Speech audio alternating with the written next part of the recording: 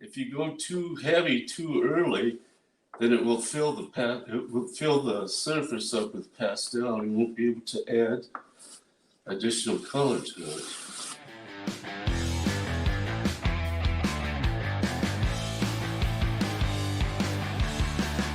We are live with the guest, Tom Christopher, great artist. Tom, what are you going to do for us today? Today, I'm going to show you how I bring color and painting into your paintings. Color and texture, right? Color and texture into your paintings, correct. All right. Well, I'm going to show some of your paintings now, and we're going to be back with you in just a second. So if you want to see what Tom Christopher does, this is incredible work. He works in pastel, and if you're not familiar with that, it's kind of like sophisticated crayons. It's not chalk, it's actually pigment, but does absolutely beautiful, stunning work. And you're going to learn how he gets this to really stand out. And he's got a really interesting technique, which he's going to show you here. And so we'll learn more about that. But first, let's get the show rolling. Just briefly, I'm going to explain a little bit about what I'm going to be concentrating on. All right. One of them is my pastel strokes, which are nothing more than strokes that you make with the pastel like you would a coloring book, let's say. Some of them are very light, some of them are heavy. Very few of them are straight lines. I was watching a video this week where they interviewed Scott Christensen, and he talked about variety. I took that to mean as variety as well as in your strokes and shapes in a painting. Not too many shapes in nature are identical, so you want to make it varied as possible, each one pointing a different direction, anything to create a little energy.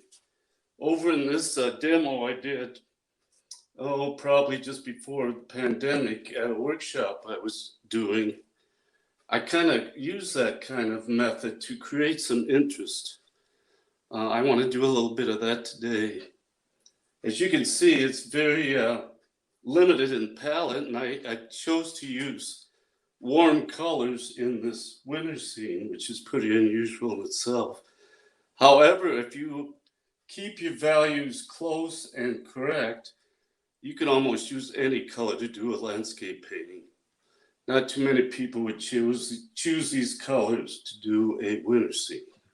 Does that make sense? I hope it does. It does. Good. I'll put this aside. All right. And this is the painting I'll be working on today. All right. This is all underpainting, which is a painting I use before I apply pastel to the board. This is usually watercolor. In this case, it was watered down acrylic. But you can see it's pretty extensive. Can you tell us what kind of paper that is? It sounds very rough. It is, and it's because I coated this surface with some pastel, some pumice gel medium, which is a grit, much like what you would find in sanded paper, pastel paper. So it's a regular panel or it's a canvas? What is it exactly? I do have some right here. It's called fine pumice gel. Okay, and what do you put it on? Are you putting it on a panel or a surface or paper or what? It's a skater board. Okay. And this dries clear. I mix it with water and put a light coat. After I do this watercolor scene, I let it dry and then I coated it with this fine pumice gel. All right. Like I said, it dries clear. So when I apply a pastel to it, it will pick up a lot of that texture. Yeah. Okay. Next thing I want to talk about is how I apply the pastel. If you just do the pastels, I usually break the regular sticks in half and use it much like a paintbrush, the side of it instead of the point. So you get more of a cast rather than a point like that. All right. Hopefully that's coming through. So Like most painters in pastel, I start with the darks first. And I'm looking at my reference photo, and I can see an area right here that's pretty dark. Right there, right here, and of course under here, it's going to be dark because the light's coming from this side. It's kind of a filtered light. However, it still will cast a little shadow on you. So I'm going to go ahead and apply this dark pastel. Most of the pastels I use are Terry Ludwig's because of the shape basically. And they're they come in kind of a square. So they have you need to tell Terry Ludwig that he needs to be part of Pastel Live. He's a legend. We need him in there. He's going to sell so much product. Yeah, I know. A lot of people use these pastels. Yeah. Here's a new one, and it comes like in, I guess, a rectangle with sharp edges. Unlike, let's say, a Mount Vision, it's kind of a rounded thing. So, with that in mind, I'll start with these Terry Ludwig pastels because they probably work best with this textured surface. I'm going to go ahead and, although I don't carry black, Terry's got a set of really dark colors that I like to start with, and this happens to be purple. So I'm going to go ahead and cast these real light strokes right through here. And when I see this, I just get so excited. I want to go out to my studio right now and get the pastels going, babe. And when I'm laying down these strokes, I don't very often lift my hand off the surface. I just go to the next area and lightly, with these very long, light strokes, go over these darkest areas. It's kind of really a relaxing way to look at things. One of the reasons I like to keep the strokes light is so I can add pastel over the top. If you go too heavy too early, then it will fill the surface up with pastel, and you won't be able to add additional color to it.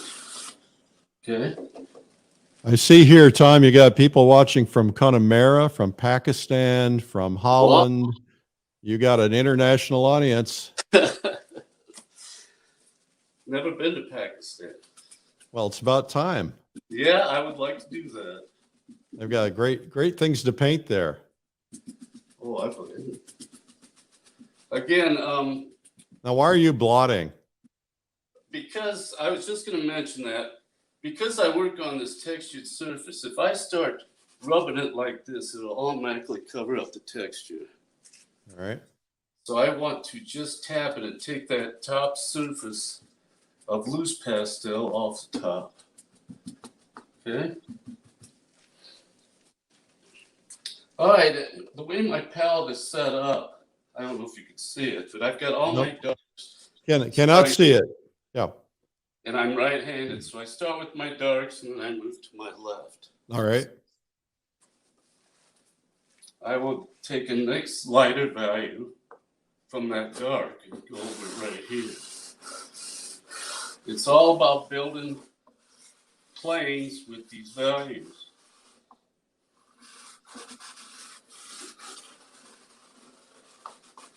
And I'll go over some of this previously applied pastel. All these little changes in value will eventually, hopefully, turn into something very interesting. Okay. You know, Dennis, rather than using pumice gel, I actually get on an airplane and fly over to the base of the volcano in Italy and bring back a big bag. That way I have my own pumice. Well, maybe you'll be willing to sell some of that. I bet that's good stuff. Yeah, I'm going to go into the pumice business. All right. When I'm working with greens, and I don't know if you can show my demo photo again, but there's a lot of blues in this green that normally you wouldn't plan on putting in, but in the Midwest, we like to build these groves along the driveways into the farmsteads, and sometimes they'll mix the different pines together. So there's actually blue spruce and there's red pine and white pine. So it's all there just to stop the wind from blowing in on the farms. Where in the Midwest are you? We're right in central Iowa. All right. Good. Got a lot of corn. Oh, yeah. Yeah, I spent a lot of time working on the farm. Yeah, me too. Okay. Right now I'm in a kind of a mid-tone. It might not show that on the canvas so well, but I notice when I do a lot of workshops, a lot of students will stay right in the mid-tone. They don't put enough healthy darks in there. So I want to suggest to everybody that start with a good healthy dark and make it real light. As you apply more pastel to it, it will show these kind of hidden areas that really cause a lot of interest for me. Values are everything. Right. Okay. Moving along here. I'm going to go and start adding a little light to this. So most of this painting was actually done with underpainting, so I don't have to add a lot of pastel to it. But I'll show you real quickly how I begin to add light. If I wanted to add a light, let's say with this right here, this is an actual green. I'm just going to test it right here and see, again, a very light stroke there. Hopefully you'll be able to pick up some of this. Yep. Some of this texture coming through. Again, very, very, very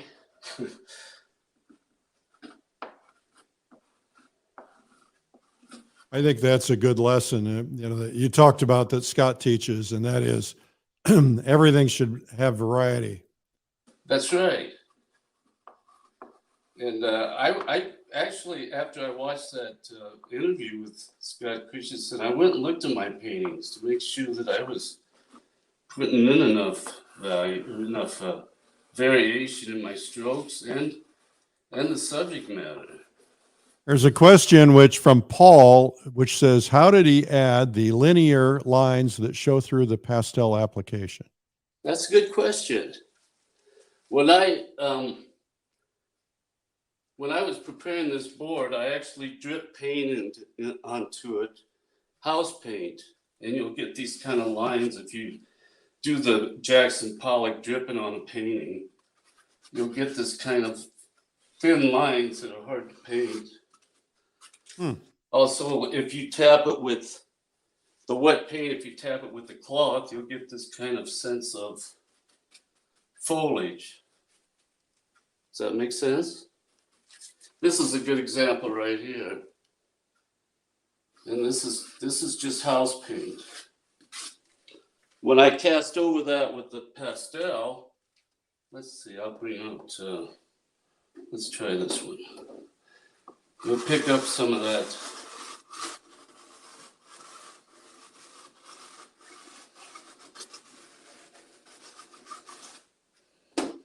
I'll just take a little blue here. You can see how that breaks up and gets kind of a broken color look to it. Is that coming across? Yeah. Good. So that's where that is. I hope that answers his question. Actually, that comes off pretty good as just a fence line there leading into my grove of trees. So I'll leave that alone right now. So you really created variety in your underground, if you will, with the pumice and with the drips. Yeah, I think so too. And I really like that loose kind of unfinished look to it. That kind of helps the variety. Okay, as we move into the really light areas, I'm gonna leave this alone here because this is just for demonstration. And I probably don't have a lot of time. I'm gonna actually take some blue here and show you how I can hopefully bring some of this tree line forward and some of it back. So I'm kind of looking for this forward and back motion here with just a little more texture.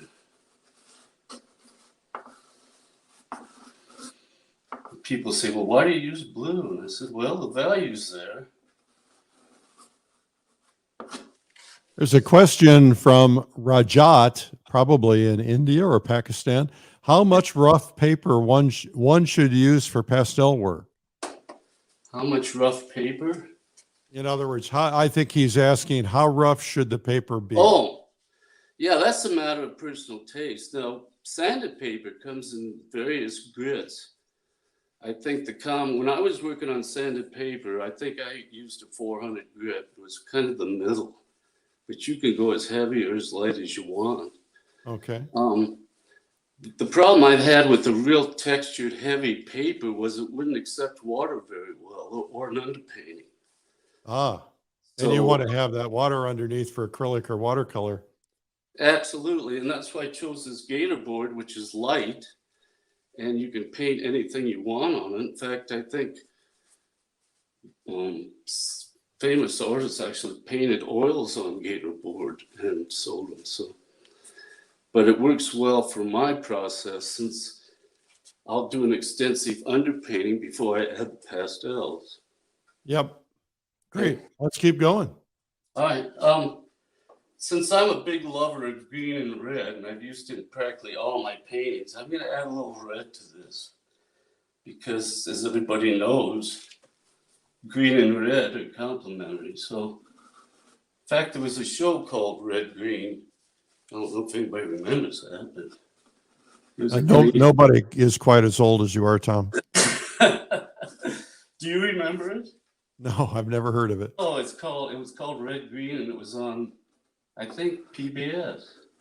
Of course. Anyway, he wore red and green suspenders. That's why I always think of it. But as you can see, that kind of flavor that comes through with the red and green. It really offers balance. Right. And that warm and cool really seems to work together. So. Well, you're not crazy. There's several people coming in say they remember the Red Green show. Oh, it's a Canadian show. That's right. Yes, it was kind of a comedy, and it was really funny. You'll have to look that up sometime. Yeah, I will. Okay, I'm going to take actually black, I think, is this color, just to create a little more depth. I'm going to add a little dark to these areas. Boy, that gives dimension immediately. Right, and I'm looking for that sense of having a plane, one in front of the other, this being in front of this, in front of that. And hopefully it's coming through a little bit. Again, I'm just slowly adding pastel to this.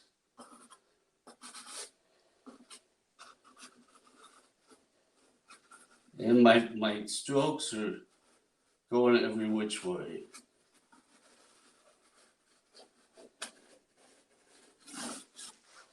Okay. This is kind of a nice area here with that. If you want to push that even farther, you can take this really light green, and if that light's coming from this area, you can actually pinpoint an area where the light's really shining. Now that would be your focal point? Right. And a lot of times I'll work an area like this until a focal point actually reveals itself. So if I put this right here and decide to put a piece of light here, then that would definitely direct the viewer to that area. Okay? Mm-hmm. All right, I'm going to actually put a little fence here to help the idea of using that as a focal point.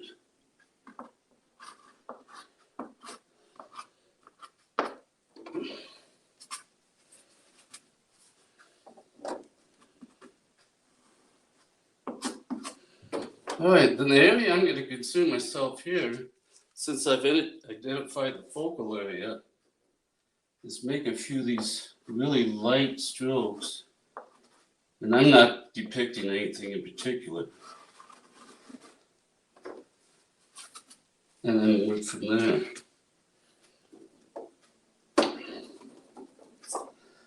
I'm going to add just a couple tree trunks, maybe one here. When you're putting in trees that are in shadow, make sure you don't use a very light value. In fact, that may be too light, but let's actually make some color out of it. I'll make it a red pine.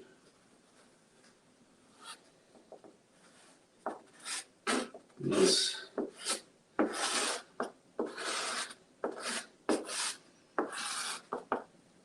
Wow. Okay. If you guys are enjoying this, please hit the share button or the like button because everybody needs to see Tom paint.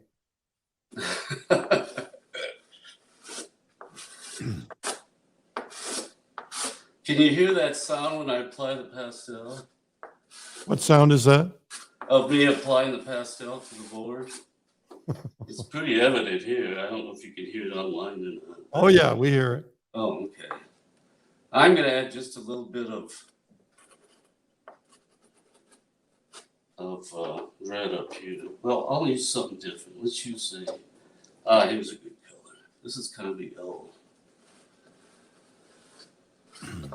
It might depict a broken or a dying limb or something. Can you see that right here? It's very faint. Oh yeah, very, very faint. Okay. I'm going to go ahead and add a little bit to this foreground. How am I doing on time? You're doing just fine. Okay. If I stop now, I'll have the truckers will come in and blockade me. Yeah. Okay. I'll move a little fast here on this area around the tree. This is kind of a blue, a really cool blue. I'm going to break this up just a little bit.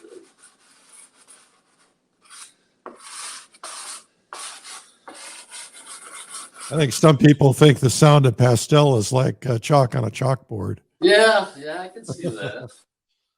I've got pretty used to it though. I would miss it if I didn't have it, I guess. Have you worn off your fingertips?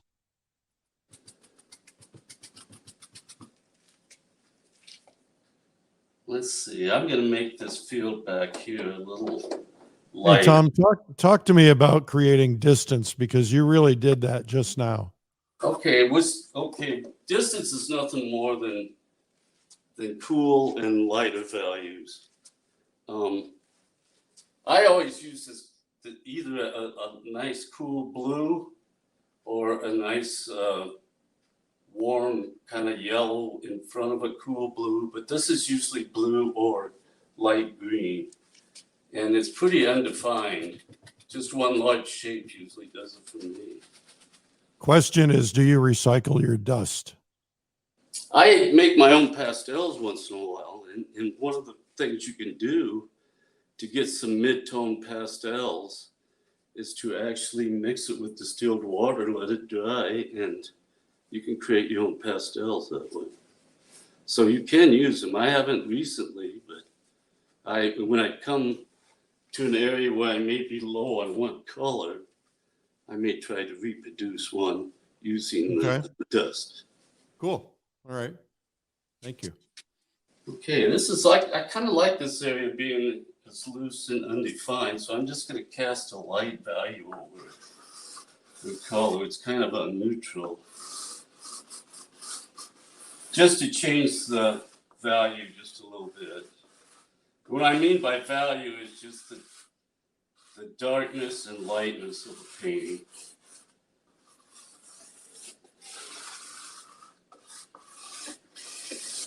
Okay, I'm going to just soften that. Again, I'm not scrubbing this by any means. I'm just touching it.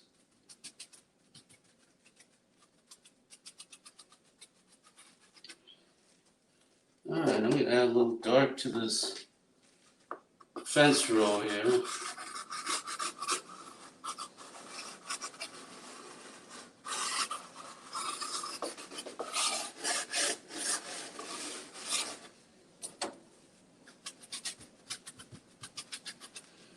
And some light. Normally, do you wear a mask typically? Do you? Well, I should. I haven't for years, but it's always a good idea. I do have this ventilator that I can turn on that's made especially for pastels, so it takes quite a bit of the dust away. But it would be very noisy for a broadcast like this. Right, and that's why I didn't turn it on today.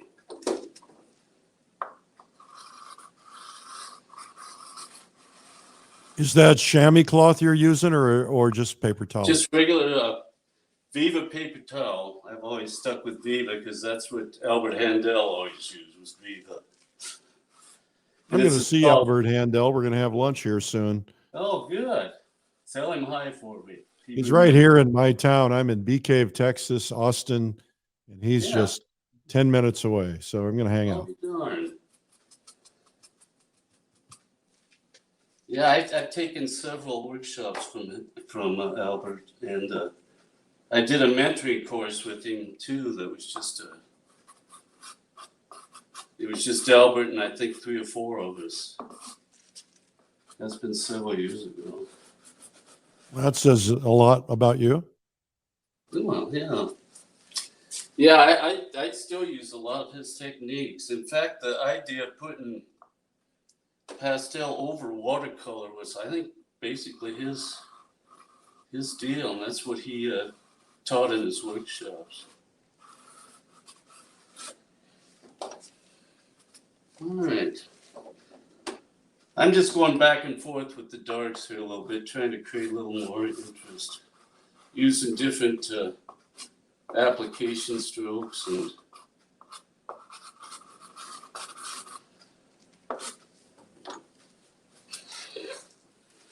this may be a little dark, so I'm going to add a few sky holes just to break things up a little bit.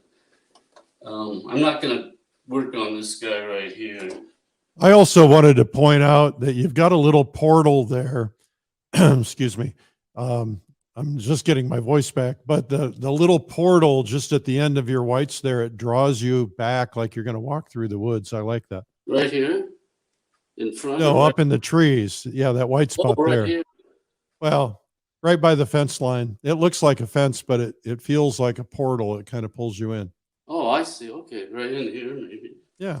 Okay.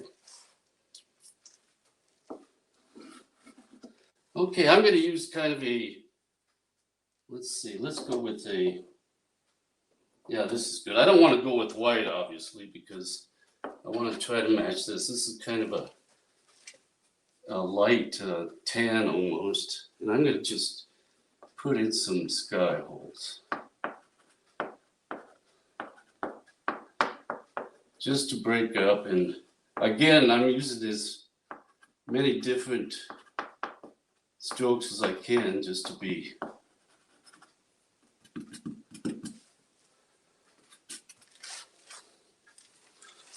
like I said, I don't want to make these too bright because then they become a focal area. Let's put in one right here.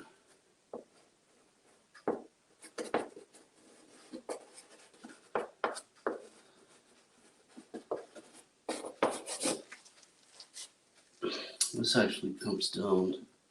I'm looking at my reference photo here.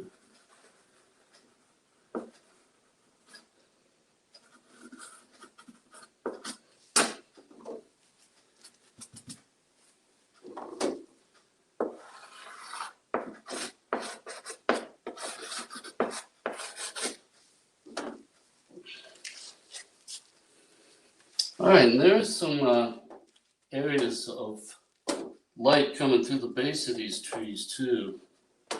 So I'm gonna go ahead and put a few of those in just to break up this mass. And you can create tree trunks that way, or just any kind of abstract shape you want to come up with.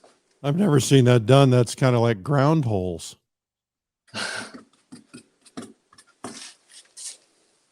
Yeah, but the idea is that you look in under the trees and the light from the back is showing through. I think you could probably overdo this and it wouldn't look too natural, but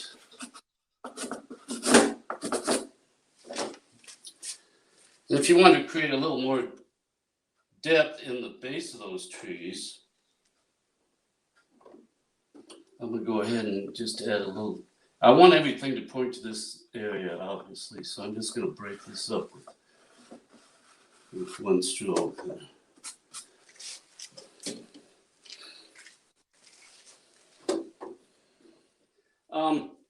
As I progress on these tree lines, I'm going to add just a little bit of detail. Now, I'm not a big detail person, but it's so much fun to add some of this red to the end of these tips here that I'm going to go ahead and put one in. Let's do this. Just a lighter value, and I like to keep the values really close.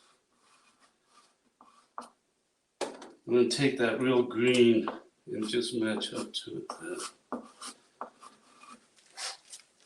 Nice. I don't think you can see it. Nice. It's pretty subtle, but it adds so much to a painting. Just little bits of light. Yep. Beautiful. Here's one right here.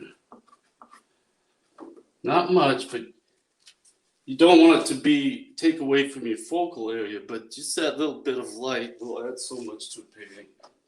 I'm going to go ahead and add just a little bit more.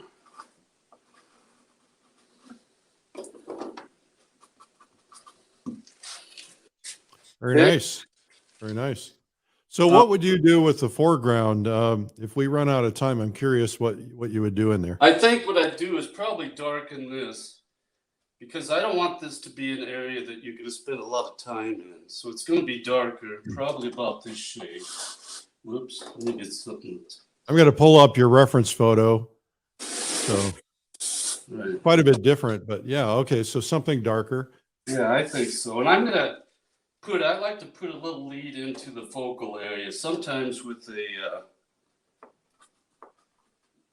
doesn't have to be too obvious, but you want something that will lead into it. Maybe just a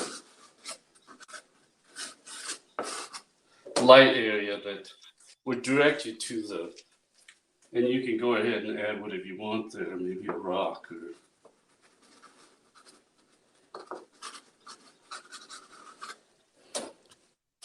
anything that would take the viewer and direct them right to this area. I think a good thing to think about when you're painting is that all roads lead to Rome, and Rome is your focal point. So everything essentially points to that focal point. Yeah. Yeah, and that's so true. Sometimes I don't even start out with the focal area in mind. It just kind of reveals itself in the painting. So when you get to a point where you keep going to that one spot, maybe you should make that your focal area. Mm-hmm. But, very nice. It definitely makes the painting more interesting. Here I'm just going to kind of lightly pull this together.